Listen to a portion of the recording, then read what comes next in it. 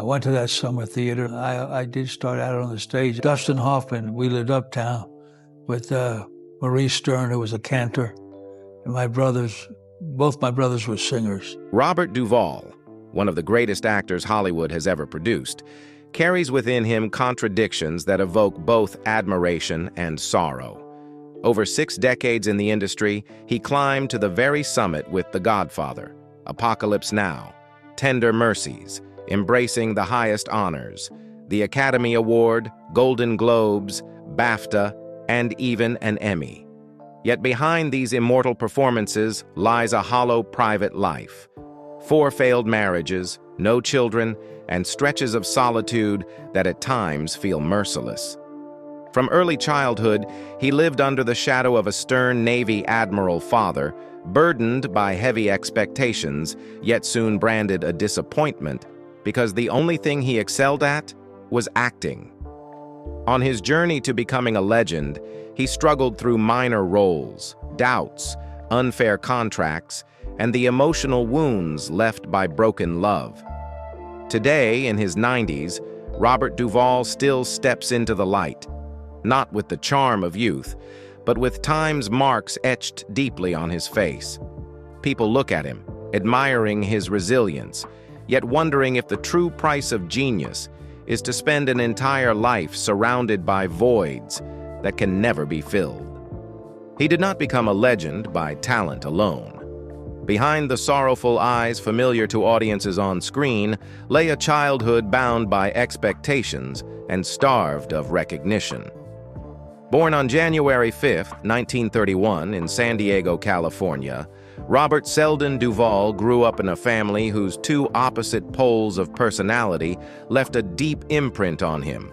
His mother, Mildred Virginia, a woman who loved the arts, once dreamed of the stage, and was distantly related to the legendary General Robert E. Lee. In contrast, his father, William Howard Duvall, a cold, disciplined Navy officer who entered the U.S. Naval Academy at 16, became a captain by 39, and later rose to rear admiral. One parent dreamt, the other enforced steel, and young Robert was caught in between. His childhood was anything but peaceful. As a military child, Robert and his 2 brothers, William Jr. and John, were constantly on the move, following their father's career. From Annapolis, Maryland, the home of the prestigious Naval Academy, to bases scattered across the country. This nomadic life left Robert without lasting friendships. In every classroom he entered, he was the outsider, standing quietly apart from the familiar circles of other children. That isolation, compounded by the intimidating shadow of his father, turned his early years into a string of days defined by pressure and a sense of not belonging. At home, the atmosphere was even more suffocating. His father wanted his sons to carry on the family's military tradition. But Robert struggled academically, often earning poor grades, and found light only on the school stage. There, the shy boy transformed into someone else, expressive, commanding, even capable of holding the entire class in silence. His father never hid his disappointment. To the iron-willed officer, Robert was a failure, unworthy of wearing a sailor's uniform. That harshness carved a psychological scar, a longing for recognition paired with a fear that he would never be good enough to make his father proud. The scar followed him for life, surfacing in nearly every role, whether as the calm lawyer Tom Hagen in The Godfather or the haunted preacher in The Apostle, each one echoing the image of a man searching for validation. In 1953, under the weight of family expectations, Robert Duvall enlisted, serving briefly in the U.S. Army after the Korean War. But the reality was harsh. He was just a nameless private for a single year. The press would later embellish him as a valiant warrior on Korea's frozen hills. The truth? He nearly failed his basic rifle test. With bitter humor, he recalled, "They wrote that I fought communists when I couldn't even pass the M1 test," a humiliation he likely never forgot.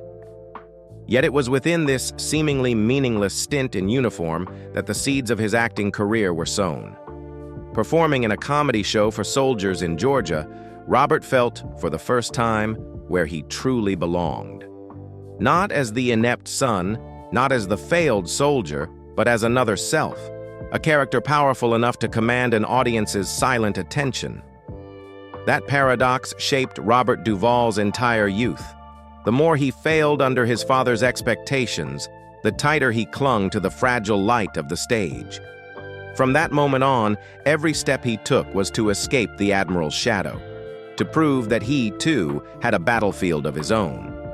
One no less brutal, the battlefield of art. After leaving the military, Robert Duvall found himself at a crossroads. He had no achievements to boast of to his Navy family, nor any foundation that might ease his path into acting. But in 1955, thanks to the GI Bill for veterans, he discovered a door of destiny, the neighborhood playhouse in New York, where the legendary Sanford Meisner taught. There, Duvall became a direct student of Meisner, renowned for his training method built on natural reflex and authenticity. More importantly, during those years he forged friendships with 3 classmates who shared the same hunger and hardship: Dustin Hoffman, Gene Hackman, and James Caan. They were not instant stars, but a ragtag group of stubbornly optimistic young men, learning their craft while scraping by. Duvall once shared a cramped apartment with Hoffman. They took turns paying the rent, worked at the post office, at Macy's, even drove trucks just to keep food on the table. Poverty bound them as much as it battered them. Dreamers with big ambitions, but bruised by reality. Alongside grueling lessons at the neighborhood playhouse, Duvall threw himself into the stage as if it were a battlefield. The Gateway Playhouse in Bellport, Long Island, a modest but tradition-rich summer theater, became his first true training ground. Beginning in the summer of 1952 and returning for the seasons of 1955, 1956, and 1957, Duvall immersed himself in dozens of roles: romantic young men, eccentrics in light comedies, and conflicted characters in darker dramas. Each role was an experiment, and to Duvall, every play was a drill for a soldier sharpening himself. Among those roles, one moment defined his career: Eddie Carbone in A View from the Bridge by Arthur Miller. Eddie was an Italian immigrant in Brooklyn, crushed by his own desire, jealousy, and prejudice. Duvall stepped into that character with all the weight of his childhood, his father's harshness, his longing for recognition, and the darkness of never being good enough. On stage, his voice broke, his movements trembled with tension, and the audience sat silent. Eddie Carbone was no longer a script but a flesh-and-blood man, his tragedy too real to ignore. That night, in the audience, sat Arthur Miller himself. The famed playwright was struck by how Duvall had lifted Eddie off the page and given him a living soul.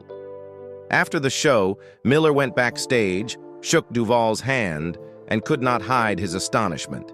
He immediately began recommending the young actor to directors and producers he knew. It was a life-changing moment. From an unknown in a summer theater, Robert Duvall stepped out of the small stages of Long Island and into the unforgiving circles of New York television and film. From then on, though the road remained rough and filled with trials, it had finally opened before him. After that fateful encounter with Arthur Miller, Robert Duvall began moving beyond summer stock into professional theater. By the late 1950s, he appeared regularly at the Arena Stage in Washington and the Civic Theater in Augusta, venues that had launched many American stage talents. These were not yet the bright lights of Broadway, but they were laboratories where he tested styles, scripts, and endurance. In 1958, Robert Duvall made his off-Broadway debut as Frank Gardner in Mrs. Warren's Profession, George Bernard Shaw's provocative play. The production closed after only a few performances, but for an unknown young actor, it was an invaluable trial. The commercial failure did not deter him. On the contrary, it pushed Duvall to hold fast to his craft. In 1961, he appeared in Call Me by My Rightful Name, followed by The Days and Nights of B.B. Fenstermaker, 1962.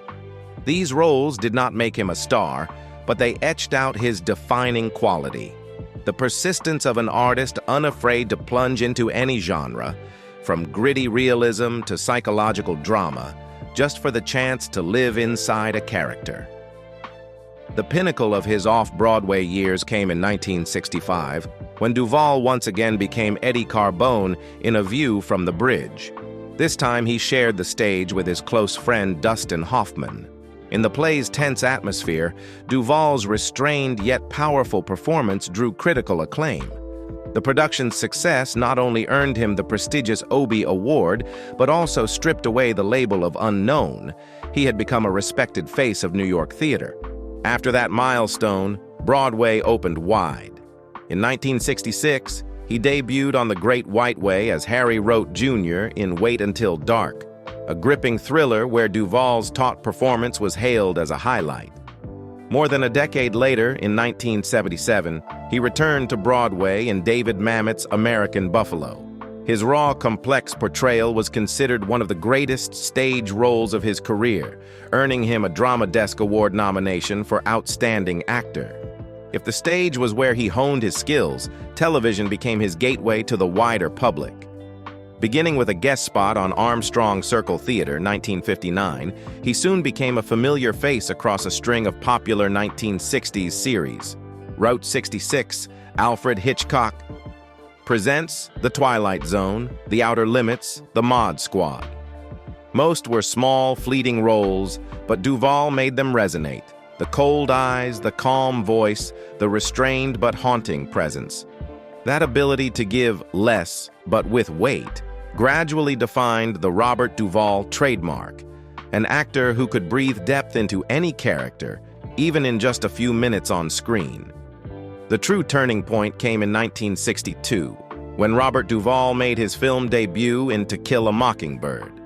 He appeared for barely 9 minutes on screen as Boo Radley, the silent, mysterious neighbor living in the shadows of a small southern town. With hardly a line of dialogue, just his eyes, his posture, his awkward steps, yet every detail lingered hauntingly in the minds of viewers.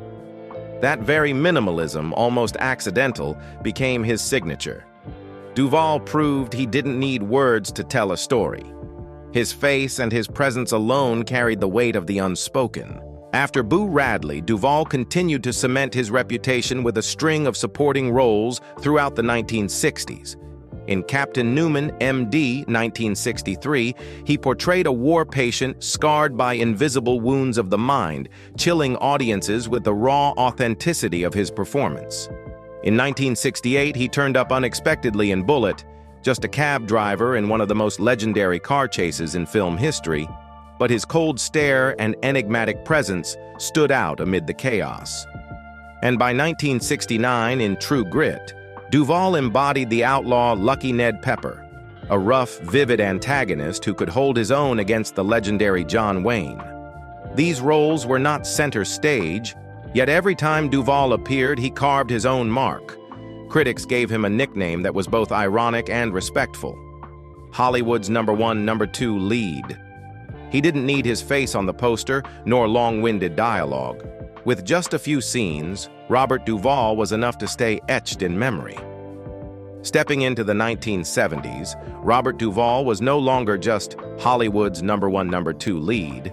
He was steadily establishing himself as a pillar of the new Hollywood era, where bold, unconventional films were reshaping American cinema.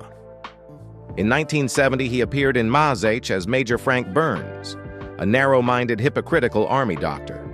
Though despised, Duvall turned him into a biting caricature, exposing the absurdity of war and authority.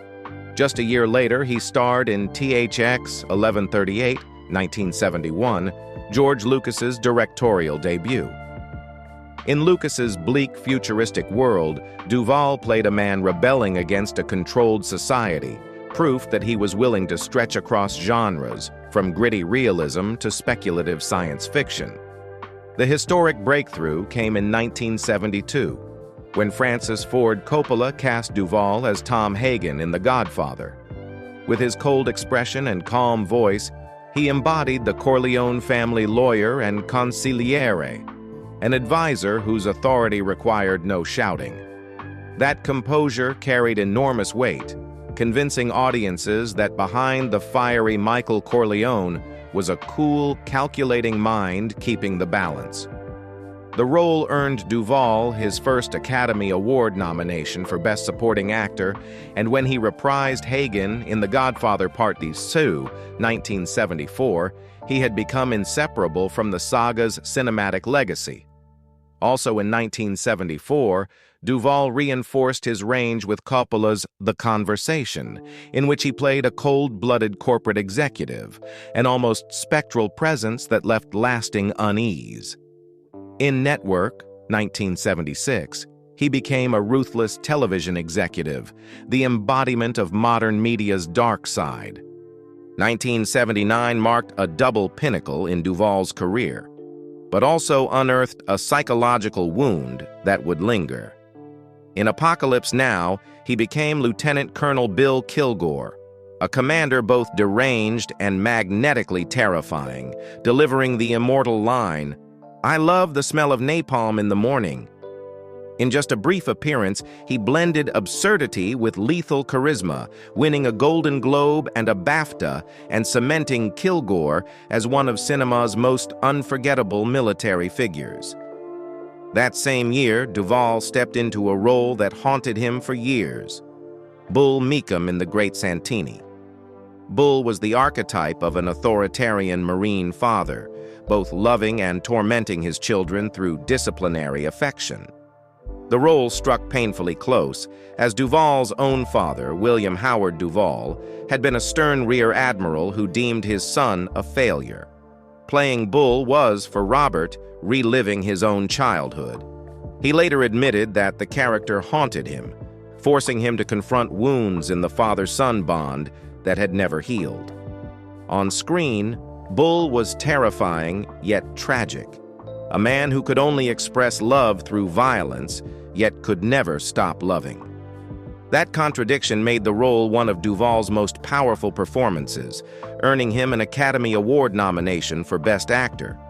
After The Great Santini, no one could dismiss him as a man on the sidelines. Robert Duvall had stepped fully into the spotlight, carrying his soul's scars with him. The 1980s ushered in the brightest peak of his career, a time when he transformed from a guaranteed name into a true legend. In 1983, he played Max Sledge in Tender Mercies, a once-famed country singer broken by alcohol and despair. Eschewing theatrics, Duvall captured the role through hollow eyes, a weary, raspy voice, and songs he sang himself. Against the backdrop of Texas landscapes and stark country music, Max emerged as a man seeking redemption. The performance earned Duvall the Academy Award for Best Actor, the greatest triumph of his career, and proved a piercing truth. Sometimes silence and authenticity touch the audience deepest. After that landmark, he reinforced his consistency in The Natural, 1984, portraying Max Mercy, a sharp, manipulative sports writer, exposing both the glory and downfall of baseball hero Roy Hobbs, Robert Redford. Though not the film's center, Duvall's character acted as a mirror reflecting Hobbs's fragile mythology. By decade's end, he stunned audiences again in Colors, 1988. He played Bob Hodges, a seasoned, level-headed LAPD officer paired with a reckless young partner, Sean Penn. Not a gunslinging hero, Hodges embodied experience and humanity amid LA's street violence. In a film defined by grit, his calm presence gave the story rare depth. In 1989, he embodied Gus McCrae in the miniseries Lonesome Dove, a boisterous, witty, sometimes clownish cowboy whose soul brimmed with tenderness and regret. Duvall turned what could have been a stock Western figure into an emblem of humanity, standing against the brutality of the frontier. The role earned him a Golden Globe and an Emmy nomination, and is still regarded as one of the finest television performances of his career. He didn't stop with the West. In 1992, Duvall shifted to political history with HBO's Stalin, conjuring the Soviet dictator with chilling coldness, calculation, and authority. It was not just a grueling test of craft, but another proof of his power, embodying one of history's most feared figures without exaggeration. The role won him another Golden Globe, cementing his dominance across both film and television. His creative zenith came in 1997 with The Apostle. Unsatisfied with merely acting, Duvall wrote, directed, and starred in the film, playing a Pentecostal preacher torn between deep faith and sinful impulses. The project was intensely personal and nearly independent, with Duvall financing it himself. That gamble produced a masterpiece, earning him an Academy Award nomination for Best Actor and standing as rare proof that a veteran artist could create his own stage to redefine himself.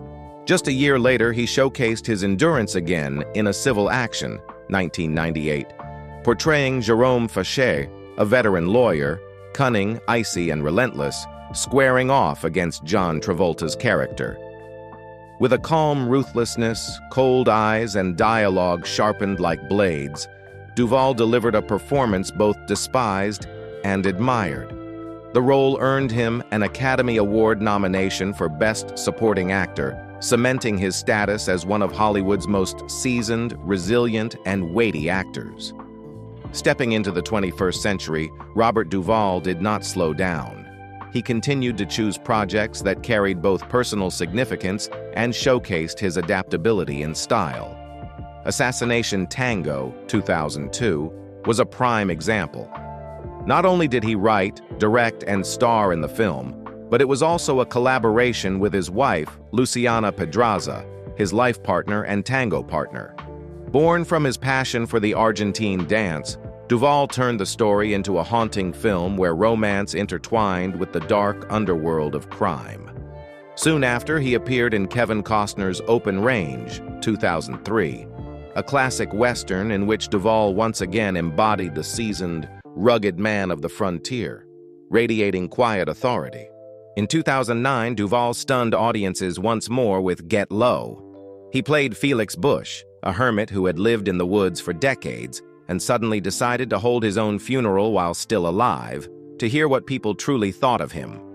This was not a role heavy with dialogue or action, but through silence, slow gestures, and a gravelly voice, Duvall made Felix unforgettable.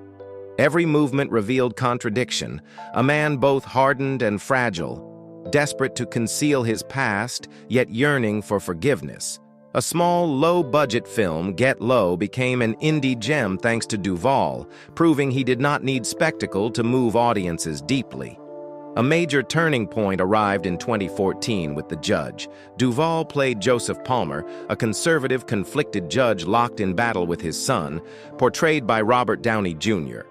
On screen, two generations of acting collided, arrogance and youth against age and gravitas. Duvall needed no fiery outbursts. Sometimes just a cold stare or a trembling moment in a hospital bed was enough to break the audience's heart. The role earned him an Academy Award nomination for Best Supporting Actor at age 84, making him the oldest actor ever recognized in the category. More than a record, it was a declaration. His cinematic power remained intact, untouched by time.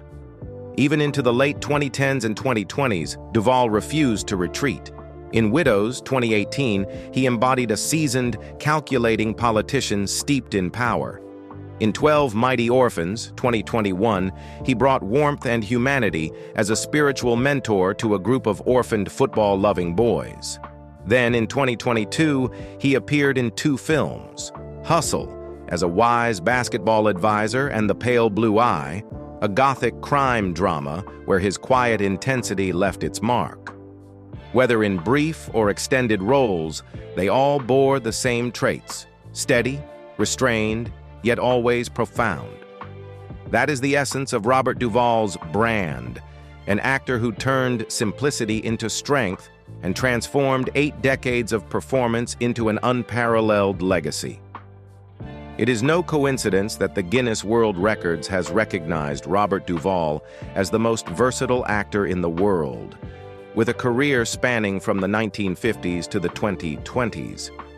Few in Hollywood history have ever matched his endurance and adaptability, a true artist who mastered transformation while remaining faithful to the truth of his craft. But 8 decades in front of the camera did not bring only glory. They also left scars, confrontations that Robert Duvall never shied away from. In his 90s, looking back, what stands out is not only the vastness of his career, but also the moments when he placed his principles above everything else. The most telling example came with The Godfather Part III, 1990. When Francis Ford Coppola invited Duvall to return as Tom Hagen, the consigliere who had anchored the first 2 films, he refused. The reason was not the script or the character, but the inequity of pay.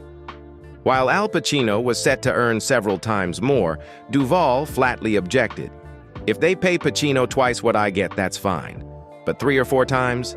No. His stance was not merely about money, but a cold, clear message to Hollywood. He would not allow his worth to be diminished. His withdrawal forced the filmmakers to rewrite the script, and the 3rd installment of The Godfather carried a permanent void, a testament that his principles mattered more than any opportunity. That uncompromising spirit was equally visible in Tender Mercies, 1983, the role that won him the Academy Award for Best Actor. Duvall clashed fiercely with director Bruce Beresford over how the broken country singer Max Sledge should be portrayed. For Duvall, the character could not be a director's construct, but had to breathe with the truth of a shattered human being. The on-set disputes grew so tense, they nearly derailed production. But out of that tension came a Max Sledge of haunting authenticity, proof that Duvall was willing to sacrifice comfort for truth on screen. He also openly criticized some of Hollywood's biggest names, something many colleagues dared not do. When Steven Spielberg visited Cuba in 2002 and shook hands with Fidel Castro, Duvall immediately denounced the gesture and declared he would never work with DreamWorks, the studio Spielberg co-founded. For him, an artist's responsibility extended beyond the stage or screen. He even dared to aim at Stanley Kubrick, the revered auteur worshipped by Hollywood. Duvall called Kubrick an actor's enemy after witnessing how Kubrick pushed Shelley Duvall to exhaustion during The Shining, 1980, leaving her emotionally devastated. To Robert Duvall, art could never be built upon the destruction of human dignity. These choices, willingness to lose roles, to clash, to speak against the tide, made Robert Duvall a rare phenomenon in Hollywood. He was not only a gifted actor, but also a symbol of integrity and conviction, qualities often sacrificed in an industry accustomed to compromise and calculation. After years of grinding on stage and cautiously stepping into film, Robert Duvall once tasted what seemed like peace in love. He met Barbara Benjamin, a television host and dancer on The Jackie Gleason Show, in the early 1960s, just as his career was still unsteady.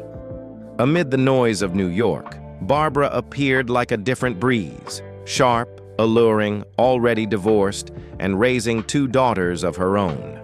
Duvall was captivated by Barbara's maturity and life experience. They quickly plunged into a romance both passionate and fraught with unease. In 1964, they married.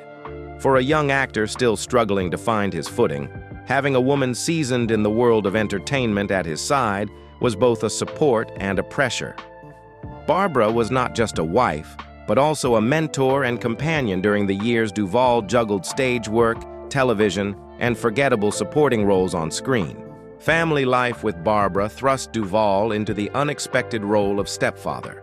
He took on the responsibility of helping raise her 2 daughters, trying to build the kind of home he himself had never known, growing up under the shadow of his stern admiral father. Yet his lack of parenting experience, combined with his withdrawn, taciturn nature, often created distance within the household. He was not skilled at expressing affection, while Barbara, accustomed to the liveliness of show business, longed for a husband more open and communicative.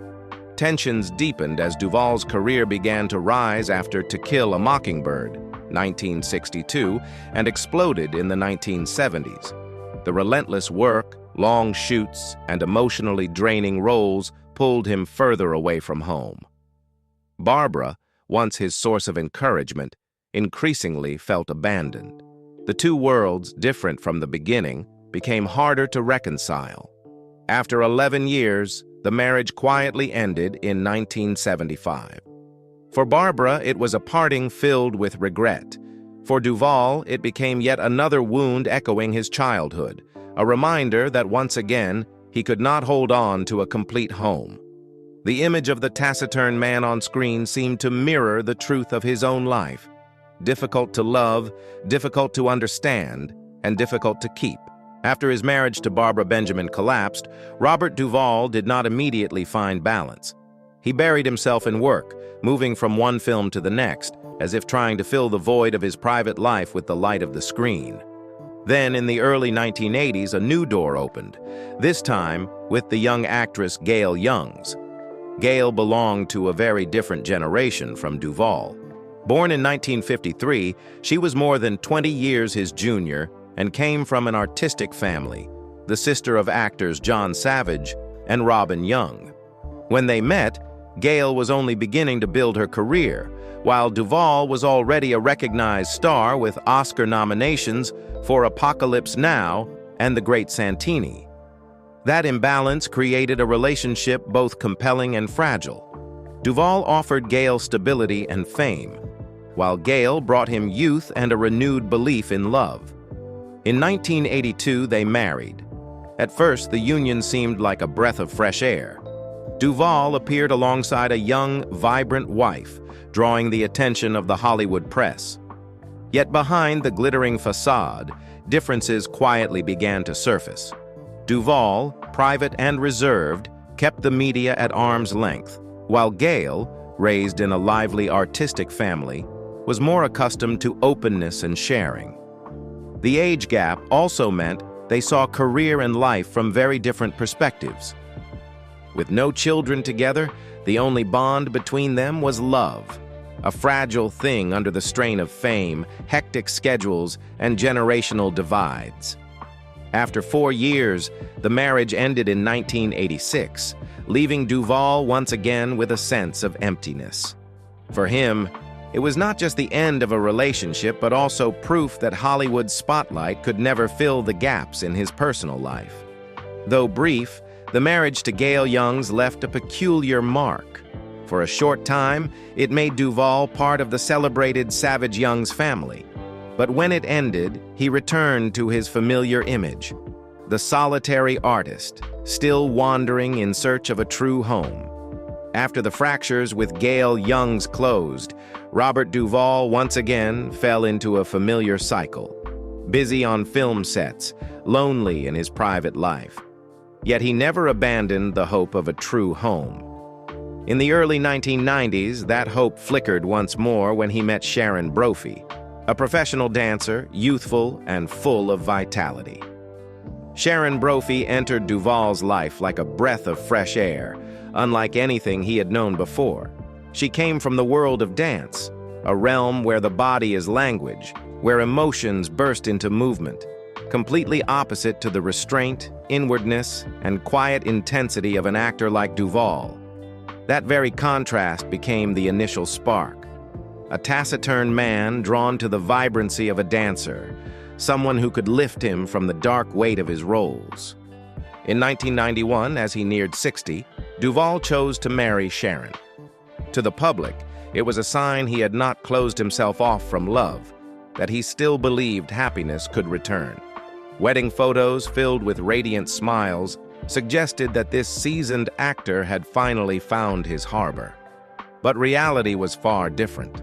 The age gap quickly became a wall too high to scale. Sharon thrived on the exuberance and openness of the dance floor, while Duvall, already settled in his career, devoted himself to demanding film projects and endless travels.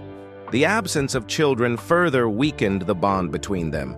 Under the same roof, they gradually became two parallel worlds, one vibrant, one silent.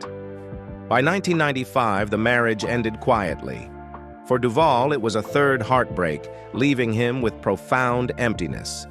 His time with Sharon felt like a short chapter in his life's book, dazzling at the start but too fragile when confronted with harsh reality.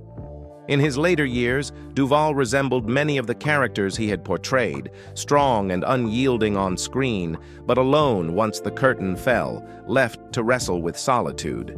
Yet destiny had not closed the door on love. Just a few years later, on a trip to Argentina, a chance encounter led him to the deepest and most enduring romance of his life, with Luciana Pedraza, the young and passionate woman who would become his lifelong partner. If his earlier marriages had left Robert Duvall only with the scars of disappointment, then the encounter in Argentina in the late 1990s opened an entirely different chapter. One day, he stepped into a small bakery in Buenos Aires, only because the flower shop he had intended to visit was closed. What seemed like a meaningless coincidence turned out to be fate. There, he met Luciana Pedraza. The two quickly discovered a strange detail. They shared the same birthday, January 5th, though born 41 years apart. Luciana, the niece of pioneering aviator Susanna Ferrari Billinghurst, possessed an uncommon mix of intellect and strength. In her 30s, she carried the freshness of a new generation, but also enough depth to engage with a man as seasoned as Duvall. At first, the public saw the age gap as a barrier, but that very difference created their balance. Duvall brought experience and stillness, while Luciana infused his life with vitality and passion. From 1997 onward, they were inseparable. Luciana was not only his partner in life, but also his companion in art. Together they made Assassination Tango, 2002, a film Duvall wrote, directed, and starred in, with Luciana by his side on screen. Behind the project was more than cinema. It was also a love letter to Argentine culture, where Duvall immersed himself in tango, the dance he called the language of life. In their years together, the most familiar image of the couple was not on red carpets, but in rehearsal rooms, where Duvall and Luciana danced for hours or trained in Brazilian jiu-jitsu side by side, a testament to their unusual yet enduring harmony of strength and grace. With Luciana, he found not just a wife, but a partner in both art and life. After 3 failed marriages, Duvall had finally found lasting harbor. Luciana did not arrive to fill his loneliness, but to walk with him through the final stretch, where he could live true to himself, an artist devoted to truth, a man who had endured enough wounds to finally understand the value of peace. From his love for Luciana, Robert Duvall found a new flame in life, the Argentine tango. To him, tango was not merely a pastime, but a philosophy of living, a fusion of passion, discipline, and freedom. Together with his wife, he opened studios in Virginia and Buenos Aires, where many witnessed the Oscar-winning star transform into a dancer, lost in every step across the wooden floor. The culmination of this passion was Assassination Tango, 2002, a film he wrote, directed, and starred in, inspired directly by his devotion to the dance. It was more than a movie. It was a love letter to Argentine culture and to the woman who had entered his life.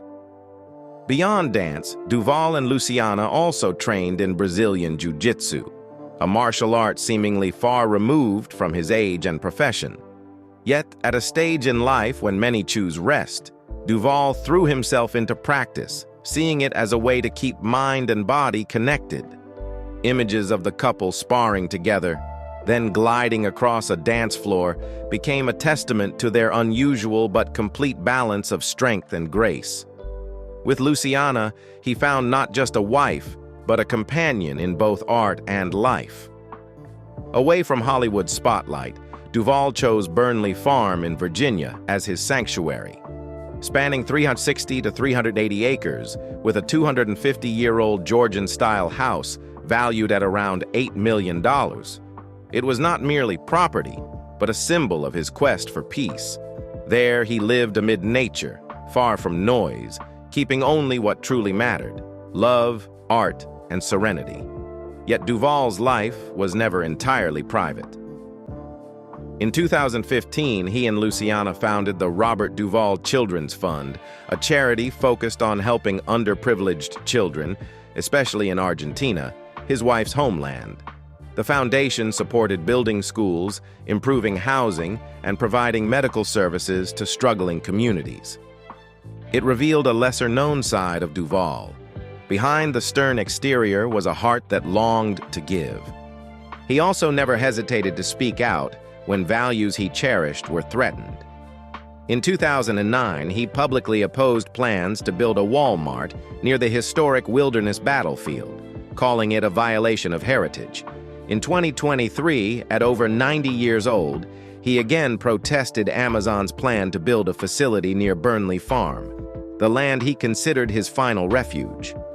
For Duvall, fighting for memory and for the land was part of life, almost as if he still carried the spirit of the uncompromising characters he once portrayed. Tough, principled, never willing to compromise. Throughout his career, Duvall became known not only for his acting but also for his unpredictable political stance. Raised in a military family under the influence of his father, a Navy rear admiral, he was long seen as conservative, even leaning libertarian, valuing personal freedom and discipline. Yet just as he chose edgy, complex roles, Duvall refused to let himself be boxed into any faction. In the early 21st century, he appeared openly at major political events. In 2001, he attended George W. Bush's presidential inauguration as a special guest, an image of a Hollywood veteran among the nation's political elite, underscoring his closeness to the conservative wing. During the 2008 election, he publicly endorsed Rudy Giuliani in the primaries, and when Giuliani withdrew, Duvall campaigned for John McCain and Sarah Palin, even speaking at rallies, becoming one of the few Hollywood elders to stand with them. That stance repeated in 2012, when he declared his support for Mitt Romney, further cementing his image as an actor aligned with Republican candidates. Yet, as he grew older, his view of politics shifted toward skepticism. By 2014, in an interview, Duvall surprised many by announcing that he no longer belonged to any party. He called himself an independent, and even bluntly described himself as a political atheist, someone who worships no party or ideology. For Robert Duvall, the only loyalty was not to a flag or political color, but to truth and freedom of thought. That made him both admired for his integrity and controversial in a Hollywood largely leaning left. In his 90s, Duvall still showed no sign of disappearing from public life. Though he no longer took many roles, he remained present in his own way, a living witness to film history and a cultural icon. In 2024, he appeared on a televised talk show where audiences revisited his career spanning more than half a century. From To Kill a Mockingbird, The Godfather, Apocalypse Now to The Judge, the film that made him the oldest actor ever nominated for an Academy Award, his voice was still steady, his demeanor calm, stirring nostalgia in fans who felt as though a piece of classic Hollywood was sitting before them. In 2025, Duvall drew attention again in philanthropy. That February in Texas, a fundraising event titled Evening with a Legend was held in his honor. The evening raised a record $9.1 million for the Texas Children's Cancer Center. On stage, he didn't need to act. With simple stories about Lonesome Dove, To Kill a Mockingbird, or The Godfather, Duvall made the entire hall fall silent, then laugh, then tear up. It was the power of a born storyteller, whether through roles or his own memories. That same year, Robert Duvall was also recognized in a leadership role. He became chairman of the board of directors of the Hampton Roads Alliance, an organization dedicated to cultural and economic development in Virginia's coastal region. The image of a legendary Hollywood star now standing among community leaders felt unusual, yet quintessentially Duvall. Steadfast, unyielding, always in places no one expected. At nearly a century old, Robert Duvall has not chosen quiet retreat. He continues to be present, in art, in community, and in the hearts of audiences. Not through ferocious roles on screen anymore, but through resilience and vitality that radiate even as his hair has turned completely white. Robert Duvall's legacy does not lie in box office numbers or surface-level accolades. It lies in the way he proved that acting does not need noise to reach greatness. From Boo Radley in To Kill a Mockingbird to Max Sledge in Tender Mercies, from Tom Hagen in The Godfather to Gus McCrae in Lonesome Dove, each role carried a single hallmark: truth. He did not mold characters into icons to please the public. He forced the public to confront characters who were raw, complex, and often unsettling. Many critics called him Hollywood's #1, #2 lead, the #1 star of #2 roles. What might sound like mockery became proof of a rare approach. Duvall did not need to stand center stage nor dominate the frame. His presence alone was enough to shape an entire film. More than once, he turned down blockbuster scripts because he sensed no truth in the character, choosing instead small, independent projects, even financing his own film like The Apostle. His influence reached far beyond the screen. In Argentina, his name is linked to tango. In Virginia, he is known as a land steward, a voice against the commercialization of historic sites. He co-founded the Robert Duvall Children's Fund, which has helped thousands of poor families with housing, schools, and clean water. To younger generations, he is not only an actor, but a model of integrity, a man who never compromised when it came to his values. The Guinness World Records recognized Robert Duvall as the world's most versatile actor, with a career spanning 8 decades. But his true legacy cannot be contained in a record. It lives in the audience's memory of the line, "I love the smell of napalm in the morning," or in the bittersweet smile of Gus McCrae in Lonesome Dove. It lives in the respect of colleagues, from Dustin Hoffman and Gene Hackman to Robert Downey Jr., all of whom refer to him with one word: real. For Robert Duvall, acting was never just a profession, it was a way of living, and because of that, he left behind a rare kind of influence, transforming art into proof that simplicity and silence can sometimes resound louder than all of Hollywood's shouting. As the stage lights slowly dim, Robert Duvall remains, quiet, just as he has always lived. No need for spectacle, no need to prove himself through noise. He chose endurance. He chose his own path, one where worth is measured in substance, not applause. And perhaps it is that silence which becomes the loudest sound, the echo that makes all of Hollywood bow its head. The question is not how many awards he won or how many roles he played, but how a man, after nearly a century, could remain so steadfast despite all the changes of time. That is what forces us, in looking at him, to reflect on ourselves. And what about you? When witnessing Robert Duvall's journey, from personal pain to artistic strength, do you believe that truth and integrity are still the most valuable things in life? Share your thoughts in the comments, and if you want to keep exploring the real-life stories behind Hollywood legends, don't forget to subscribe, because sometimes truth is more compelling than anything cinema could ever invent.